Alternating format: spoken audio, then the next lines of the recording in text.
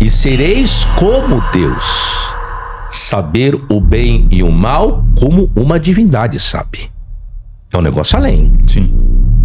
Saber, como que eu sei o bem e o mal? Eu sei o bem e o mal na condição de humano. Agora, eu saber o bem e o mal na condição de divindade, não, porque eu não sou divino. É isso que a serpente falou. Deus não quer que vocês saibam do bem e do mal na condição de divindade, na condição de serem Deus.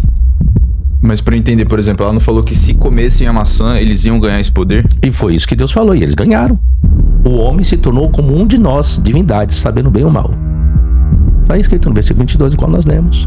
E eles se tornaram. Imagina um cenário sombrio, luzes baixas, trovões no fundo e uma Bíblia aberta em cima da mesa. A câmara aproxima e quem aparece? O camarada que tira o sono dos fanáticos, o terror dos fundamentalistas, professor Fábio Sabino. Ao lado dele, o Cauê Santos, mandando aquele papo reto, sem enrolação. E o tema? Uma bomba bíblica que vai fazer muito crente suar frio. Prepare-se, porque nesse corte do podcast, o Sabino joga na cara dos fanáticos que a serpente não mentiu. Sim, você ouviu certo. E quem mentiu, segundo ele? O próprio Deus da Bíblia. Com argumentos afiados, ele desmonta, verso por verso, as ilusões do fundamentalismo. É aqui que a Bíblia vira um campo de batalha. E a verdade, meu parceiro, não perdoa. Se você é do tipo que acha que não dá para questionar a fé com base na própria Escritura, esse vídeo vai te dar pesadelos teológicos. Então, já mete o dedo no like, se inscreve no canal Cortes do Fábio Sabino, corre lá no podcast do Cauê Santos, compartilha esse vídeo com aquele seu tio crentelho e comenta o que você achou dessa bomba. Sem mais delongas, bora pro vídeo. Quando E aí que rola confusão. Onde que rola? Aí onde que eu vou? Na exegese, na hermenêutica, aí o que acontece? Ele vai me ofender. Ele vai tentar apelar. Sim. E se eu usar a linguagem apelativa, eu vou apelar também. Ah, então Deus pode? Só pode na Bíblia, né? E fala, não pode por quê? Vamos lá agora, vamos usar a sua linguagem fundamentalista. Deus, pega aí pra mim, coloca aí Gênesis 3, por favor. Vamos lá? Vamos usar o fundamentalismo agora. Você fica animado, hein, bicho? Gosta, aí cutuca. Vamos lá, vamos pegar o fundamentalismo. Vamos lá pra Gênesis 3. Vamos lá, Deus pode? Se Deus pode, Deus pode. Gênesis 3. Vamos lá. Vamos pegar lá o que Deus vai dizer pra cada um. Sobe um pouquinho. Isso. Vai subindo, pode subir. 50 capítulos. Sobe. Aí. Versículo 14. Disse o Senhor, Deus à mulher, por que fizeste isso? E disse a mulher, a serpente me enganou, eu comi. Então o Senhor disse à serpente, porquanto fizeste isso, maldita serás mais que toda fera e mais que todos os animais do campo. Sobre o teu ventre andarás e pó comerá todos os dias da tua vida. Eu pergunto, por que as serpentes não voam longe? Ah, professor, qual foi a maldição que Deus lançou sobre a serpente? Apenas para essa serpente, não as serpentes, no plural. Então disse o Senhor Deus a serpente no singular, porque fizeste dito, maldita serás mais que toda fera e mais que todos os animais do campo. Sobre o teu ventre andarás e pó comerás todos os dias da tua vida. Por que as serpentes hoje, então, não andam e não rastejam? Porque a maldição foi apenas para uma. Aí você pega um crente fundamentalista e fala isso para ele usar na própria Bíblia, não tem resposta para me dar. Deus lançou a maldição para uma só, não foi para todas, não. Entendendo agora? Aí é assim que eu pego os fundamentalistas, usando a própria Bíblia deles, o próprio poder deles, o que Deus pode, então Deus amaldiçoou uma, não foi todas, não. Pra falar o quê? Não tem o que falar, o que eles vão fazer? O senhor é um herege, o senhor é herético, o senhor é um letrado, o senhor vive na letra, o senhor não tem espiritualidade, o senhor não crê em Deus. Aí vem a ofensa, aí parte para de homem. É assim que eu pego qualquer um fundamentalista, usa a própria Bíblia para provar para eles a que ponto chega a ignorância deles, mesmo espiritualizando o texto. Vamos usar o poder de Deus então. Então, Deus amaldiçoou uma, não foi todas, não. Mas eles falam que é todas. Lógico, que todas as serpentes rastejam. Sim. Você entende a que ponto chega a ignorância? Aí eu uso a própria Bíblia, igual quando eu fiz o vídeo. Quem mentiu foi Deus, não foi a serpente. Aí vocês querem me trucidar. Como assim já se viu? Deus. Eu falei, a primeira mentira de Deus. Onde tá? Em Gênesis. Foi quando Deus mentiu pela primeira É vez. uma coisa no senso comum, cara. Todo mundo fala essa parada da serpente, né? Que as serpentes foram amaldiçoadas por Deus e tinham pernas e passaram a rastejar, né? Entendeu? Mas tá escrito lá plural? Não, tá singular. Entende? É questão de leitura. É só ler o português e querer entender. Porque o maior errado aí é Deus. Quer ver? Sobe pra Mas mim. assim, você não pode dizer também que é a serpente, no caso, a espécie, entende? Sei lá, o animal. Não sei, tô perguntando. Vamos lá? Quer ver? Sobe. Coloca lá no início. 3-1. 3-1. Vamos lá. Olha isso daí. Ora, a serpente era o quê? Todos os animais tinham astúcia. Todos. Só a serpente tinha o quê? Olha o detalhe. A palavra mais. Ora, a serpente era mais astuta que todos os animais do campo que o seu Deus tinha feito. Todos os animais eram astutos. Só que Deus deu só uma pitadinha a mais pra ela. E a culpa é de quem agora aí? Deus criou todos os animais astutos. Porém, a serpente, Deus deu um pouquinho mais de astúcia, foi pra ela. Você vê que é tudo objetivo da escritura narrativa. É onde eu pego fundamentalista, meu filho. E se Deus é onipotente, onisciente, etc., ele já criou a serpente sabendo o que ela ia fazer, né? Então, ele não deu um pouquinho mais. Só esse detalhe. A palavrinha mais é o detalhe de tudo aí. Foi Deus que fez isso. Quem é que criou todos os animais? Está escrito lá. Quem criou todos os animais? Está escrito aí.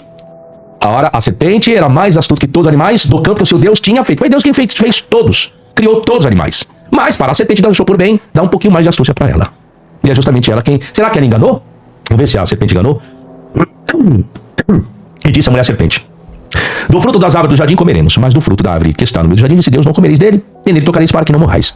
Então a serpente disse à mulher: certamente não morrereis. Ela está afirmando a serpente. Não morrereis. Por quê? Olha o detalhe, agora vai explicar o porquê, aquela conjunção coordenativa explicativa. Por quê?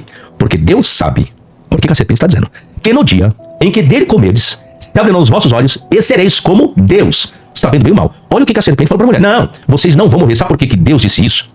Não é porque vocês morrerão, é porque Deus sabe que se vocês comeres, abrirão os vossos olhos e vocês serão como Deus, sabendo o bem e o mal. Por isso que Deus falou isso para vocês. Quer ver agora o que aconteceu? Sobe, por favor. Vamos ver se aconteceu o que a serpente falou para a mulher? Sobe, pode subir. Pode subir, vai subindo. Aí, para. Versículo 22. Então disse o Senhor Deus: eis que o homem é como um de nós, sabendo o bem e o mal. A serpente mentiu? Não, Deus está admitindo que a serpente falou a verdade. Quando os homens comeram, se tornaram como Deus, sabendo o bem e o mal. Tudo que a serpente falou, versículo 22, Deus aí, ó, dizendo. E onde que a serpente mentiu, então? A serpente não mentiu, a serpente falou a verdade. Quem mentiu foi Deus. A serpente falou para a mulher: não, Deus sabe que no dia que vocês comeres, se abrirão os vossos olhos e sereis como Deus, sabendo o bem e o mal. Aí Deus dizendo: então disse o Senhor Deus: eis que o homem é comum de nós, sabendo o bem e o mal. Ora, para que não estenda a sua mão e tome também da árvore da vida, e como vive eternamente, o Senhor Deus, pois o lançou fora do jardim do Éden, para lavrar a terra que fora tomado. Olha aí, Deus admitindo que a serpente estava falando a verdade. E agora? Quem é que pecou aí? É isso que os crentes não aceitam, porque eu uso a própria Bíblia para provar que a serpente que diz que foi usada por Satanás falou apenas a verdade. E tá aí Deus admitindo no versículo 22 a verdade e assinando a verdade da serpente. Depois eu sou herege. É isso que eu não entendo. Ficou claro? Caramba, é bizarro. Tá escrito. Não é eu que estou inventando. Tá escrito aí, ó. Igual fundamentalista gosta. Mas me prova na Bíblia. Quero que você me... Tô provando na Bíblia pro fundamentalista. Quem mentiu não foi a serpente, quem mentiu foi Deus. E a serpente só falou a verdade pra mulher. E Deus no versículo 22 falou e admitiu. Vai entender Deus, né? Esse é o Deus da Bíblia. E aí você fala isso pro fundamentalista e ele fica bravo. Fica. Por quê? Mas ele não consegue dar um argumento lógico contra isso? Qual é o argumento que vai me dar lógico? Como? Você vê lá que a serpente falou uma coisa: não, certamente não morrereis. Por que vocês não morrerão? Vocês se tornaram como Deus, sabendo o bem e o mal. A mulher: e você? Veja bem, eles sabiam o bem e o mal. Olha o detalhe, todo mundo diz que Adão e Eva não sabiam nem o que era bem e nem o que era mal, né? Tem uma diferença aí. Tá escrito que eles não sabiam o que era o bem ou não. E sereis como Deus, saber o bem e o mal como uma divindade sabe. É um negócio além. Sim. Saber, como que eu sei o bem e o mal? Eu sei o bem e o mal na condição de humano. Agora, eu saber o bem e o mal na condição de divindade, não, porque eu não sou divino. É isso que a serpente falou. Deus não quer que vocês saibam do bem e do mal na condição de divindade, na condição de serem Deus. Mas pra entender, por exemplo, ela não falou que se comessem a maçã, eles iam ganhar esse poder? E foi isso que Deus falou, e eles ganharam. O homem se tornou como um de nós, divindades, sabendo o bem e o mal. Está escrito no versículo 22, igual nós lemos. E eles se tornaram. E aí Deus puniu, no caso. Deus puniu. Que agora eles sabiam que era o bem e o mal na condição de divindades. Ou seja, o que o escritor está dizendo? Que Adão e Eva se tornaram o quê? Pecadores? Não, divinos. O homem se tornou como um de nós, divinos, sabedor do bem e do mal na qualidade de divinos. E esse Deus, assim, do Antigo Testamento, parece ser bem do mal, assim, né, cara? Sei lá. Carrasco. Exato. Fazendo prova. Eu sou totalmente ignorante nesse Mas assunto por da conta do Bíblia. quê? Até por isso que eu tô com umas colinhas aqui e tal. Sim. Mas, sei lá, analisando e Mas às vezes por que conta do você quê? vem aqui, os outros convidados, coisas que eu vejo também, parece que é de fato... Mas por conta do quê? De quem eles estão fazendo uso da narrativa. Dos outros deuses, das outras divindades. A composição do livro do Gênesis. Eles estão pegando justamente essa característica do politeísmo e essa característica do enoteísmo. Se você for pegar, por exemplo, isso não é Deus... característica do monoteísmo. Por isso que tá, o homem se tornou como de nós. Aí o que o fundamentalista coloca ali? Isso aqui é a trindade. Que trindade? Não esquece a trindade. Trindade não existe nessa cabeça. Do Pai, do Filho, do Espírito Santo e de Jesus aí. Sim, faz total aí sentido. não, é a trindade pura. E aí depois no monoteísmo vai dizer, não, porque Deus é todo bom, não sei o que e tal. Né? Entendi. E aí se você puxar, por exemplo, E que pior, hein? pra um politeísmo, por exemplo, da Grécia Antiga, os deuses tinham sensações humanas, né, emoções, cometiam adultério e traíam, sei lá, luxúria, tinham deuses do mal, né, Hades e por aí vai. Então meio que esse Deus seria a junção de todos os outros em uma narrativa para um monoteísmo, né? Só que se você cria um monoteísmo, o que acontece? Dentro da construção do monoteísmo, você tem que ter o Deus único criando o bem e o mal também. Senão, como você vai fazer?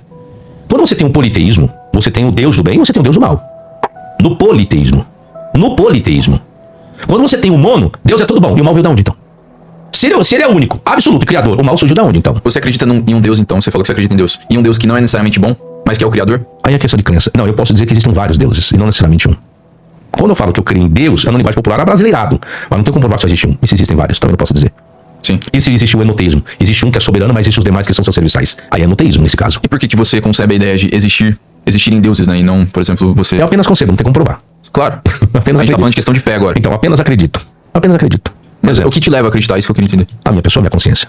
Você sente de alguma forma assim? Tem uma racionalidade. Existem coisas que acho que assim, você não consegue explicar tudo do que é o cérebro do ser humano. A que ponto chega, ao que pode fazer, o que pode elaborar. Por Porque as exemplo, coisas funcionam, né? o que acontece? O meio que nós estamos hoje, essa tecnologia. Essa tecnologia não existia alguns anos atrás, e por que hoje existem?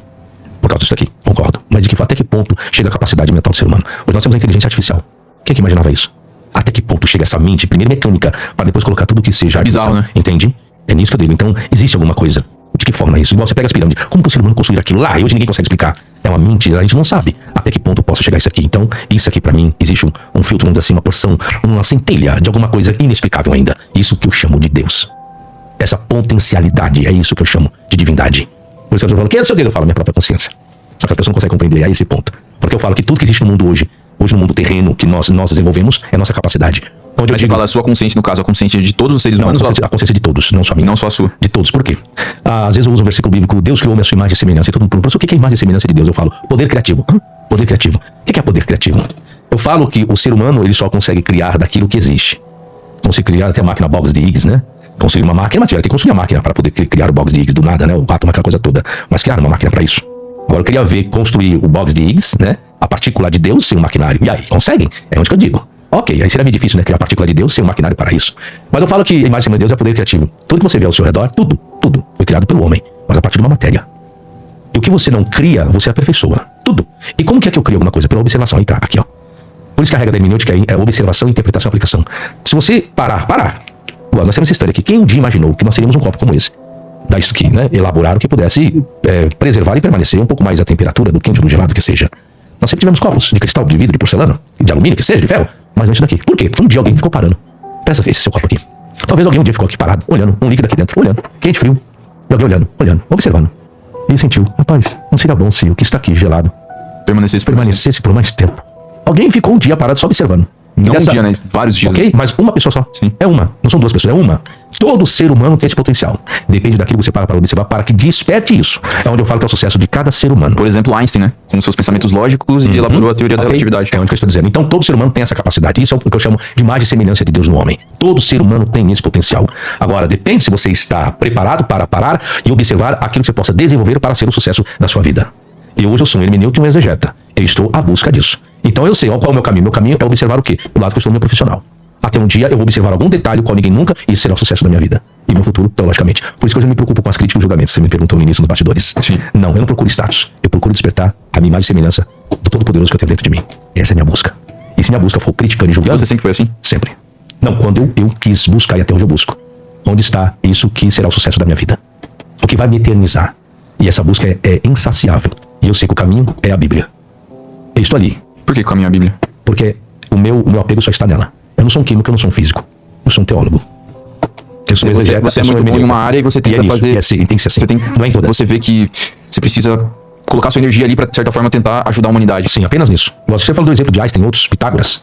Eles não queriam ser bons em tudo, não. Seja bom em uma única coisa. E a única coisa que vai te dar aquele caminho. Acabou. É isso que eu procuro. É nisso que eu quero chegar. E é nisso que eu chegarei. Essa é a questão. Então, pedradas haverão.